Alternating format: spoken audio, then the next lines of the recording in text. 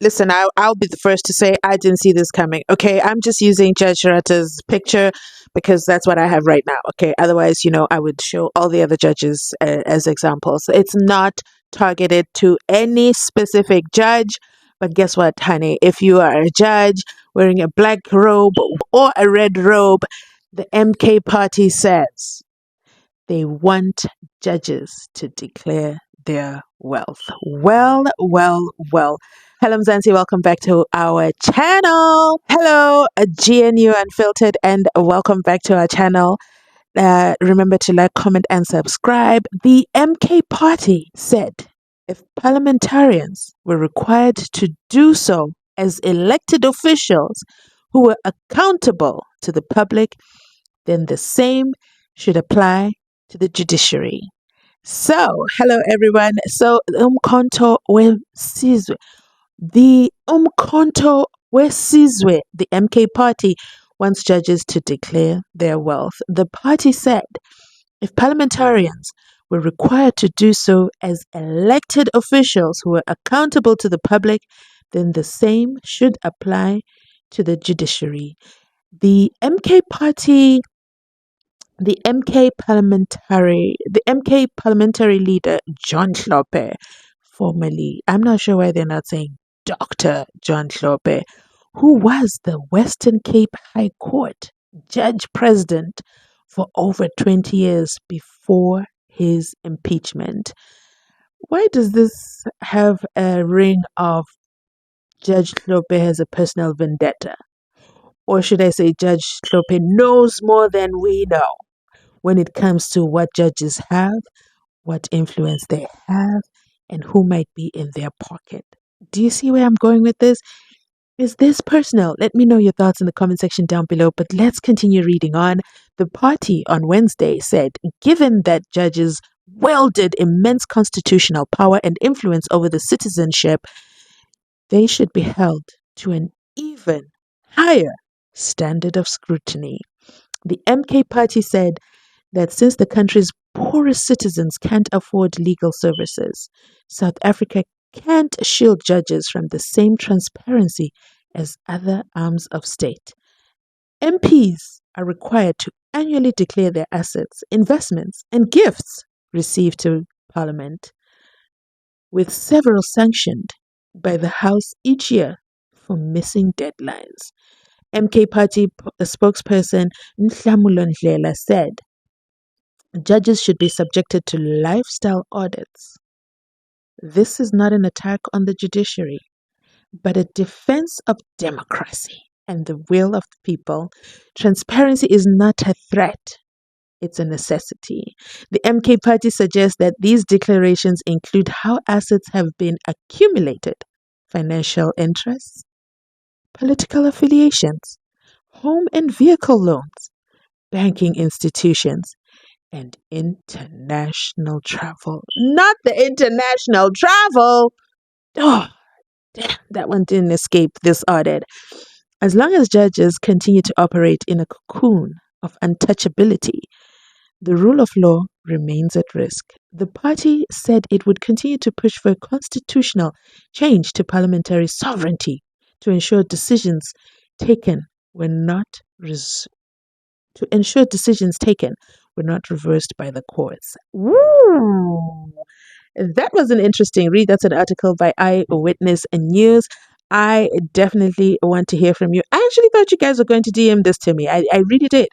I really did think I was going to get this in my DMs, and nobody sent it to me. I actually did receive it as an alert on X, formerly known as Twitter, and Umkhonto weSizwe themselves posted a media statement, and it reads, MK party denounces constitutional court judgment on dual citizenship. No, that's not the one we are trying to read together, O'Clock. The Umkhonto weSizwe party, MK party, is drawing a clear line in the sand. Oh, yes, it is. That if members of parliament elected by the people and accountable to the public are required to declare their assets, then the same should apply to judges who wield immense constitutional power and influence over the lives and freedoms of the citizens of South Africa. and especially for those who are the helpless, poorest of the poor, who cannot afford to pay for expensive lawyers. Listen, don't get me started on that. If you're not following me, I'm Zansi Unfiltered. I'm covering a little bit of that in a most recent video, but let's continue reading on. Therefore, judges must be held to an even higher standard of scrutiny and criticism in society. South Africa cannot afford to have a judiciary that is shielded from the same transparency expected of other arms of state. Judges are not infallible, but human and prone, like all of us, to error, influence, including even bias.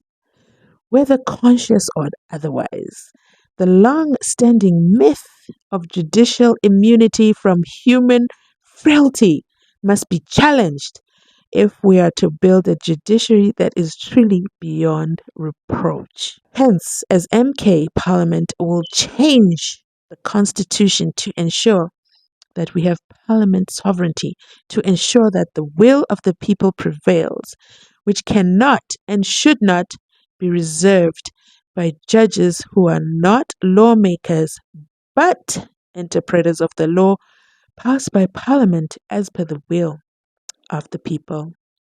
The MK party calls for the immediate implementation of lifestyle audits and the declaration of assets for all members of the judiciary from the highest echelons of the Constitutional Court to the lower benches. These audits must be swiftly conducted with independence, thoroughness, and regularity. The people of South Africa deserve to know who funds the lavish lifestyles of some judges and how they accumulate their assets. How do some accumulate unexpected wealth on public salaries?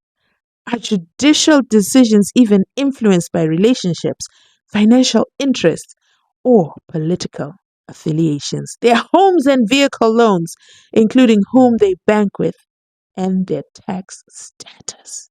International trips they have taken in the past 5 years. Not the past 5 years, come on now.